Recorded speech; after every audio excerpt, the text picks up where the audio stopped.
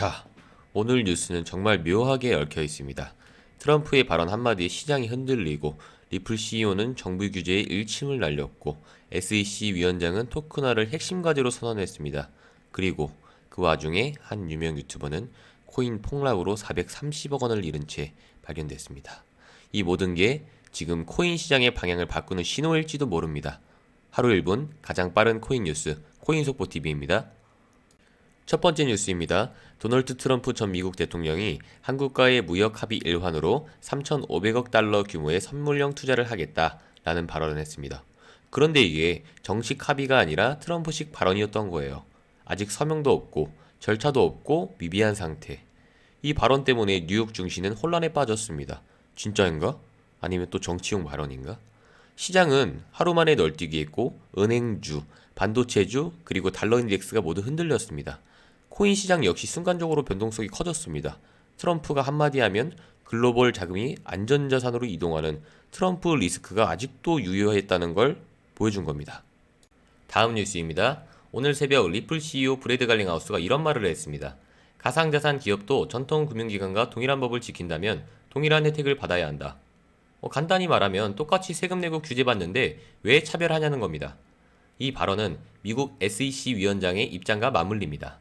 SEC 위원장 폴 애킨스는 가상자산 토큰화는 앞으로 미국 경제 혁신의 최우선 과제다 라고 공식적으로 밝혔습니다. 즉, 이제 SEC도 토큰화를 막는 대신 관리하면서 성장시키겠다는 입장으로 선회한 거예요. 리플 CEO와 SEC 위원장이 같은 날, 같은 방향으로 발언을 한 건 상징적인 변화입니다. 그동안 미국 정부가 코인, 불법이라는 시각이 강했는데 이제는 가상자산도 제도권 금융처럼 다루겠다는 신호로 읽힙니다.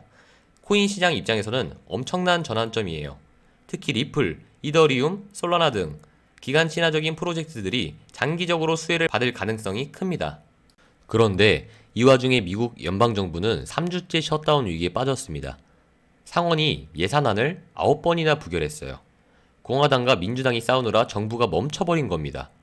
이런 정치적 불확실성은 항상 달러 약세, 코인 강세로 이어지는 경우가 많습니다. 실제로 지난 2018년 셧다운 기간 동안 비트코인은 15%를 반등한 적도 있죠. 하지만 이번엔 좀 다릅니다.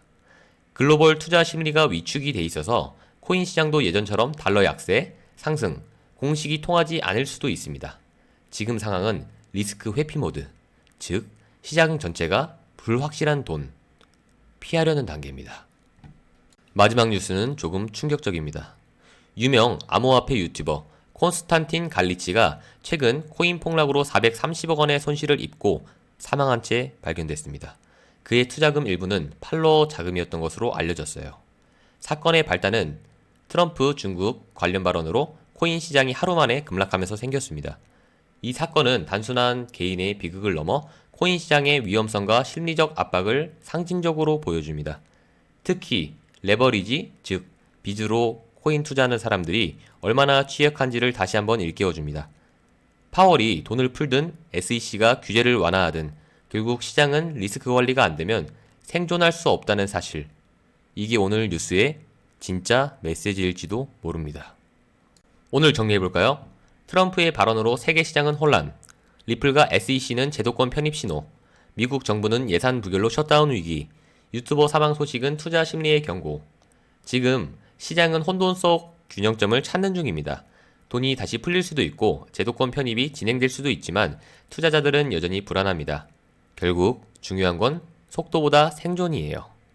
오늘 영상이 도움되셨다면 좋아요와 구독으로 함께 해주시고 내일은 SEC 토큰화 정책이 코인 시장에 미칠 실제 영향 자세히 다뤄보겠습니다. 하루 1분 가장 빠른 코인 뉴스 코인속보TV였습니다.